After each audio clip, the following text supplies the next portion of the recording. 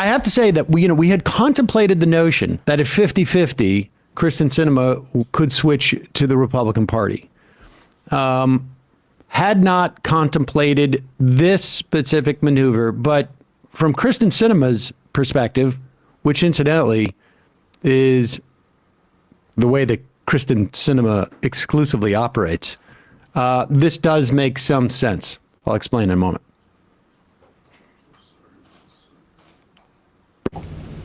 You're here to make a significant announcement.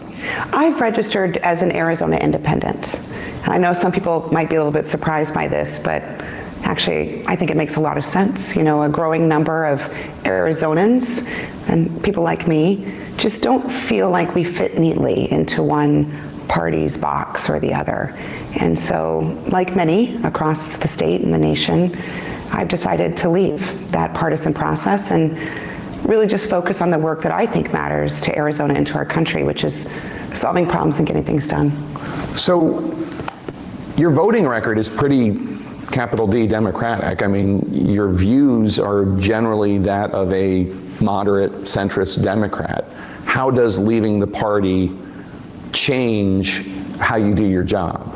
Well, I don't think anything will change about how I do my job. Arizonans sent me to the United States Senate to be an independent voice for our state, and I'll continue doing that.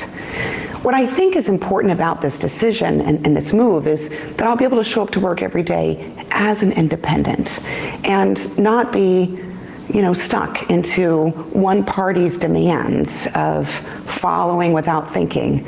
And as we've seen in recent years, both parties have created this kind of requirement or a pull towards the edges that you just unthinkingly support all of one party's viewpoints. It's made it difficult to find folks who are willing to work together and solve problems. Now, I mean, put aside the sort of almost like robotic nature of the way that she talks. And soothing robot.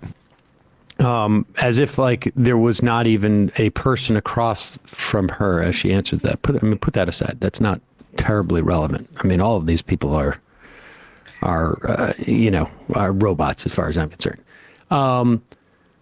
Basically, what she's suggesting here, you're going to see probably no change. And we should also say, someone can vote big D Democratic 98% of the time.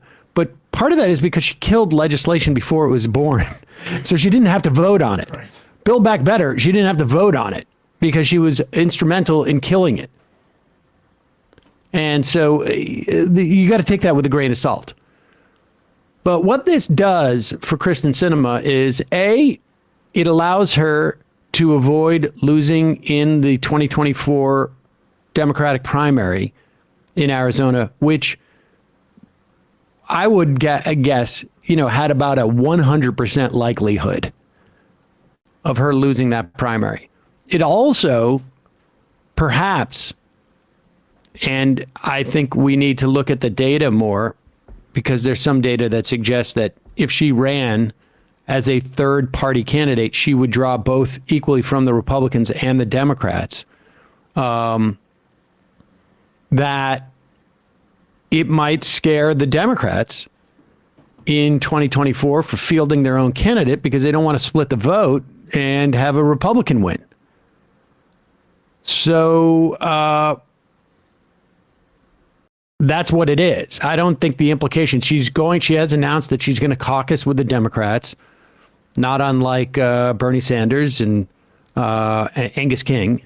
And that means that from a power sharing perspective, Democrats will still be able to have a majority of members on these committees, whereas last term it was just it was 50-50 in all these committees. What that means, without getting too deep into the weeds, is that Democrats will be able to move quicker on all sorts of bills that would come out of these committees. Now, that's largely irrelevant now because the Republicans control the House. But when it comes to nominations,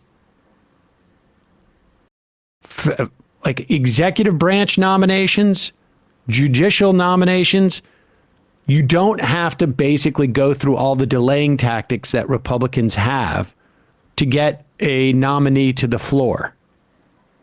So you don't have to have a special mechanism to get something out of committee when it's always deadlocked, because it won't be deadlocked now. And so as a practical matter, this doesn't make that much of a difference. As an electoral matter, it may in 2024, and often that will implicate certain things, but there's not a lot going on there. I mean, who knows what Kyrsten Sinema will get at any point because of this. I don't know that she'll get much, but she won't lose in that Democratic primary in 2024 because she won't be running in it. And also good riddance. I mean, it clarifies things to a certain extent, and it's helpful in that regard. I think she would have done this regardless of what happened in Georgia. It hasn't had the same sort of she doesn't have the same leverage as she did then. And maybe she wouldn't have been so quick to caucus with the Democrats had Georgia not gone that way. But this makes sense from a Kyrsten Sinema worldview, and that is the worldview in which he operates. I mean, we all operate in our old worldview. What a dazzling worldview that must be. But hers is something else. And it's also possible she may not run. And this is a way to just, I don't know, bolster her lobbying CV. Who knows?